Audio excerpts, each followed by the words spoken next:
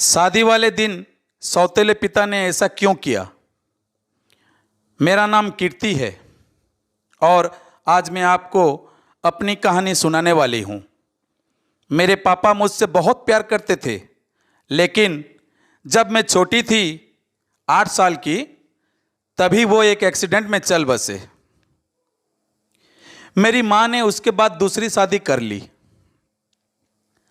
सच बताऊं तो मैं नहीं चाहती थी कि मेरी माँ ऐसा करें, लेकिन उस समय अकेली औरत, छोटी बच्ची, इसीलिए मेरी माँ ने शादी की। मुझे मेरे सौतेले पिता बिल्कुल भी पसंद नहीं थे। मैं उन्हें पापा भी नहीं कहती थी। मम्मी ने कई बार कहा कि यह तुम्हारे पिता है, यही सच है, लेकिन मैंने नहीं माना। मेरे पिता तो इस दुनिया में ही नहीं थे।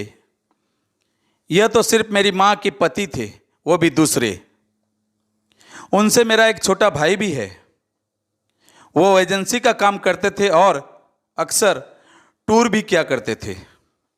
मेरे सौतेले पिता जब भी मुझसे बात करते थे या पास आते, मैं उनसे बात नहीं करती। आखिर ऐसा चलता रहा और मम्मी ने यह सब देखते हुए मुझे मौसी के यहाँ भेज दिया था पढ़ने। मेरा ज़्यादातर समय वहीं निकला करता था। पढ़ाई के बाद मुझे एक लड़के राहुल से प्यार हो गया था। राहुल नया नया ही हमारे शहर में आया था और मौसी के घर के पास ही रहने भी आया था। करीब 6 महीने में ही मैं राहुल को प्यार करने लगी थी। मैंने सोच लिया था कि शादी उसी से करूंगी। वो उम्र में करीब मुझसे 5 साल बड़ा था, लेकिन प्यार में यह सब कहाँ देखा जाता है। मैंने मेरी माँ को बता दिया कि मैं राहुल से शादी करना चाहती हूँ। मेरी माँ ने बोला ठीक है। राहुल को मिलने के लिए मेरे घर बुलाया। राहुल अनाथ था, उसके माता पिता और रिश्तेदार नहीं थे, इसीलिए वो खुद मेरे घर हमारे शादी की बात करने गया। मुझे बस मेरी माँ की हाँ चाहिए थी। पिता से मुझे कोई मतलब नहीं था, लेकिन वो भी वही थे। जब राहुल आया था, माँ को लड़का पसंद आ गया। मैं खुश थी। राहुल चला गया और मम्मी भी कुछ काम से बाहर गई। जब मैं घर में अकेली थी, तब मेरे सौतेले पिता मेरे पास आए।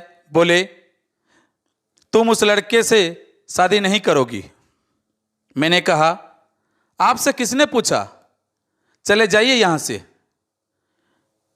मैं वहाँ से जाने लगी, तब उन्होंने मेरा हाथ पकड़ा और फिर कहा, तुम शादी नहीं कर सकती। इस बार उनकी आंखों में थोड़ा गुस्सा था।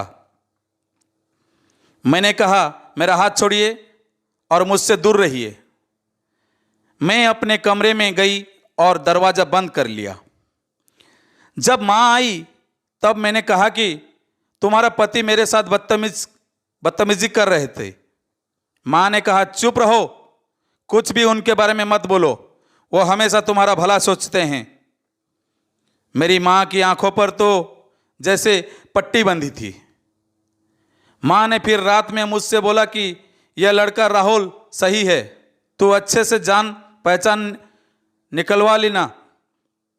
मुझे समझ आ गया था कि उन्होंने इनके कान भर दिए। मैंने कहा कि खोट राहुल में नहीं है, तुम्हारे पति में। वो मेरी शादी नहीं होने देना चाहते हैं। पता नहीं उनके दिल में क्या है, लेकिन मैं राहुल से ही शादी करूंगी। मेरा फैसला मेरी माँ अच्छे से जान चुकी थी, इसीलिए हमारी शादी तय हो गई। शादी की तैयारियां होने लगी। मैं खुश थी। इस दौरान मैंने उनकी आंखों में अजीब से बेचैनी देखी। मुझे साफ दिखाई दे रहा था कि वो नहीं चाहते थे कि मेरी शादी हो। आखिर कौन बाप ऐसा सोचेगा, लेकिन वो पिता नहीं थे। आखिरकार शादी का दिन आ गया। सुबह मैं अकेले में राहुल से छत पर बात कर रही थी। जैसे ही मैंने फोन रखा, मेरे मुंह पर किसी ने पीछे से रुमाल रखा और मैं बेहोश हो गई। जब मुझे होश आया तब मैं एक कमरे में एक बिस्तर से बंधी थी। मेरा मुंह भी बंद था। मेरी शादी वाले दिन मुझे यहाँ कौन उठा कर लाया? थोड़ी देर बाद कमरे का दरवाज़ा खुला और सामने थे मेरे सौतेले पिता।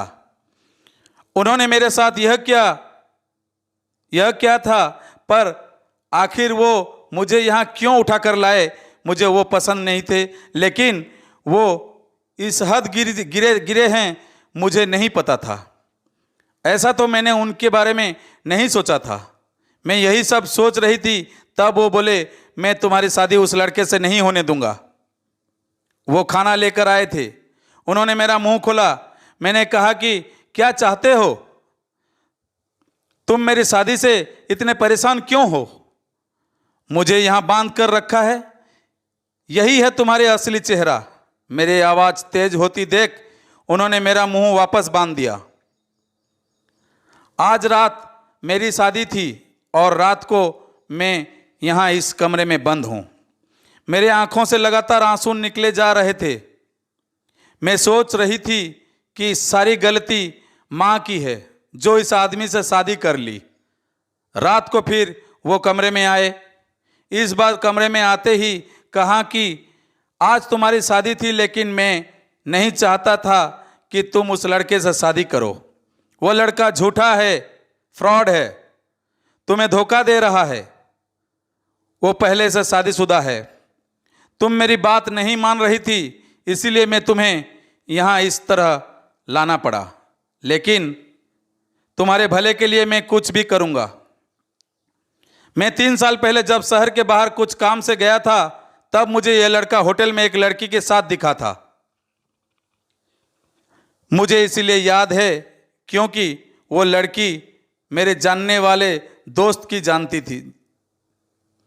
उस समय उसने उससे बात की थी, तब भी वो चुप था और मुंह छिपा रहा था। जब तुम उसे घर लाई तब मुझे लगा यही वही है, इसीलिए मैं तुम्हें मना कर रहा था। मैं जानता हूं तुम मुझे अपना बाप नहीं मानती, लेकिन मैं तुम्हें हमेशा अपनी बेटी माना है और मैं वही करूंगा जिसमें तुम्हारी भलाई हो। फिर चाहे तुम मुझे कुछ भी समझो, कुछ भी बोलो, उस लड़के की सच्चाई तुम्हें सुबह पता चल जाएगी और तब तक मैं तुम्हें यहीं रखूंगा। और वहां से दरवाजा बंद करके चले गए। सुबह वो वापस आए, साथ में माँ भी थी। माँ ने पहले आते ही मेरे हाथ और मुंह खोला। मैंने मम्मी से कहा कि देखो इस आदमी ने क्या किया। अभी तक मुझे उनकी बातों पर रद्दी भर भी विश्वास नहीं था। लेकिन फिर दरवाजा से एक और औरत आई। उसके हाथ में एक छोटा बच्चा भी था। वो औरत बोली कि यह सही बोल रहे हैं, वो आदमी धोखेबाज है, उसने मुझे भी धोखा दिया। वो अनाथ नहीं है, उसके घर वाले भी हैं। मेरे सामने वो खड़ी वो औरत, उसका बच्चा, मेरी माँ, इन सब को देखकर मुझे भी अब यकीन होने लगा था। मैंने उसी समय राहुल को फ़ोन लगाया, लेकिन उसका फ़ोन ऑफ था। शायद उसे भी पता चल गया था कि उसके सच्चाई सामने आ गई। उसके खिलाफ अब जो भी कार्रवाई होगी वो पुलिस करेगी। मेरे पिता उसके बाद भी मुझसे बात नहीं कर रहे थे। वो ऐसे ही रह रहे थे जैसे पहले, जैसे कुछ हुआ ही ना हो। 5 दिन बाद ही उनका बर्थडे था। मैंने पहली बार केक बनाया और उन्हें सरप्राइज दिया। उन्हें बोला हैप्पी बर्थडे पापा। मेरे ऐसा बोलते ही उनकी आंखों में आंसू आ गया। इतने सालों से दबा रखे थे शायद। बोले बेटा बस अब मुझे जिंदगी से कोई शिकायत नहीं, अब मुझे कुछ नहीं चाहिए। तुमने मुझे पापा कहा, बस इतना ही मैं सुनना चाहता था। तब मुझे समझ आया कि मैं कितनी कच्ची हूँ इंसान पहचानने में। घर में मेरे सामने मुझे इतना प्यार करने वाले पिता थे, उनका मैंने कभी सम्मान नहीं किया और बाहर उस राहुल की झूठी बातों में आ गई। मेरे पिता ने ना सिर्फ लाइफ बचाई बल्कि मुझे यह भी बताया कि मैं कितनी गलत थी। तो दोस्तों, हमेशा मम्मी पापा की बात गलत नहीं होती, उनकी बात मानना चाहिए, सुनना चाहिए। सबसे मेरा यही रिक्वेस्ट है, कभी भी माता पिता की बातों को अवॉइड मत करिए, उनके बिना आज्ञा के कोई भी काम मत कीजिए।